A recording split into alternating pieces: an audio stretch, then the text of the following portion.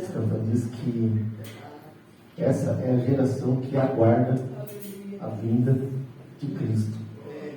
E tudo indica que é mesmo isso. Tudo indica que Jesus ele já está às portas.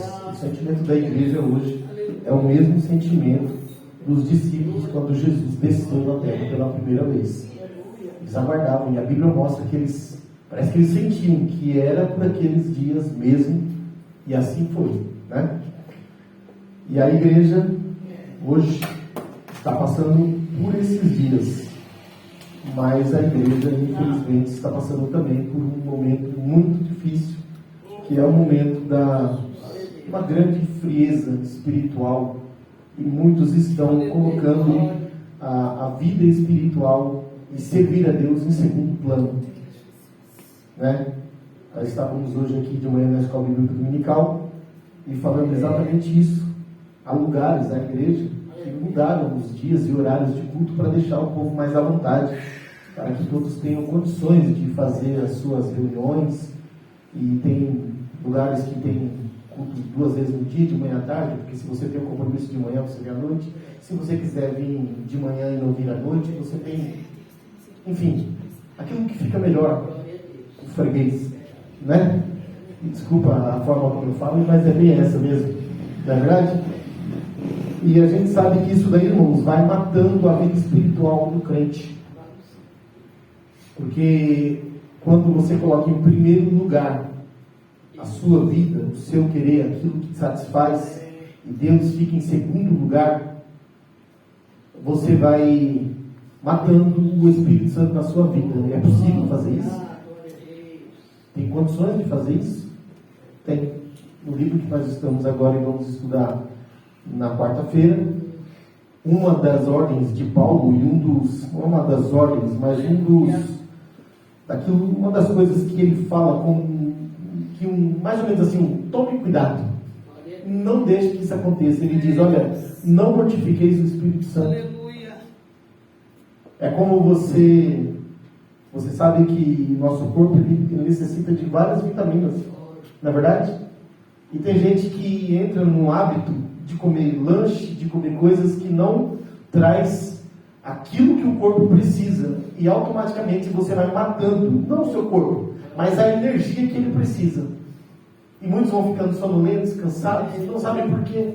Porque você não está dando ao corpo aquilo que ele precisa. A mesma coisa é a vida espiritual, ela necessita de uma alimentação. E muitos estão colocando tudo isso em segundo plano.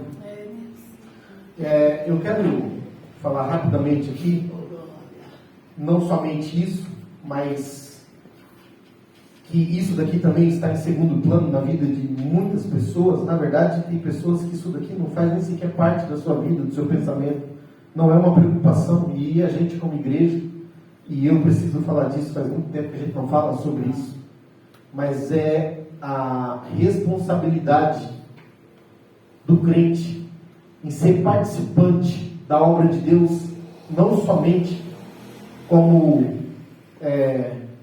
aquele que vem em campo, aquele que vem contra o testemunho, mas aquele que participa ativamente, como a Bíblia ensina, mandando participar também da vida financeira da igreja. É uma ordem de Deus, irmãos. Aqui nós quase não falamos disso, mas é necessário falar, porque isso daqui, o principal prejudicado é aquele que não cumpre essa ordenança de Deus. Alguém pode olhar e falar assim, mas não está fazendo diferença se eu não sou. A igreja continua assim, irmãos, a igreja vai continuar. A obra de Deus nunca vai parar. Aleluia. Se eu não fizer, Deus vai levantar outro. O problema não é esse. E é por isso que é preciso ser ensinado. Porque quando você não se alimenta do alimento que traz vitamina, é você o prejudicado. É aquele que vai andar cansado, sonolento. Da mesma forma, quando você não se preocupa, não tem no seu coração o desejo de cumprir essa ordenança, porque é uma ordenança, irmãos. E é por isso que eu digo que a minha responsabilidade é de falar, de ser um dizimista, um ofertante, de ser alguém que tem compromisso com Deus. Quem tem compromisso com Deus, irmãos, se preocupa em todas as áreas. Existe um dizer que fala assim, olha, o amor, barriga vazia não é sustentada com amor. É verdade. Porque tem gente que acha que um casamento, um relacionamento é sustentado com carinho, com amor. Faz parte disso daí, faz parte, tem que ter. Só que seja carinhoso, seja todo amoroso.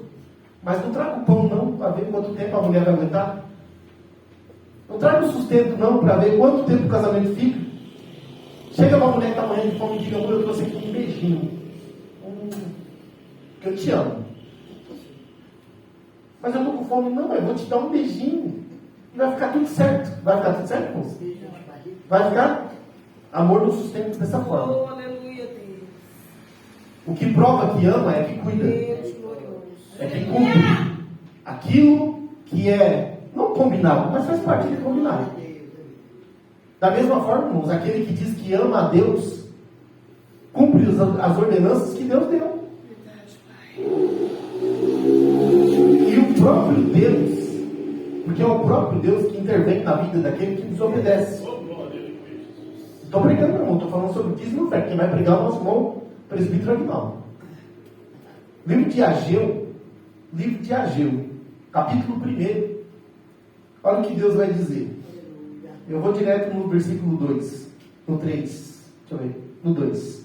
Assim fala o Senhor dos Exércitos, dizendo: este povo diz, não veio ainda o tempo em que a casa do Senhor deve ser edificada.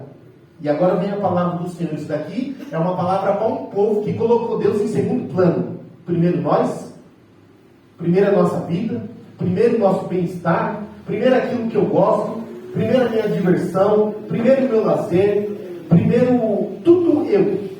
Eu estou no centro de tudo. Se der depois, Deus. E essa palavra é para esse povo, que está agindo desse jeito. Versículo 3 diz: veio, pois, a palavra do Senhor pelo ministério do profeta Ageu, dizendo: é para vós tempo de habitar nas vossas casas estucadas, e esta casa há de ficar deserta? Casa estucada, irmãos, é uma casa bem acabada, toda imobiliada. É pecado isso daí? Não é pecado. Não é pecado. O problema é quando você faz isso com algo que não é seu. Você fala, mas como assim? Eu trabalhei, é meu. A Bíblia diz que aquele que não dá o dízimo do Senhor é ladrão. Não estou ladrão, não estou dizendo ladrão no sentido de alguém que rouba alguém. Mas a Bíblia diz, roubará um homem a Deus?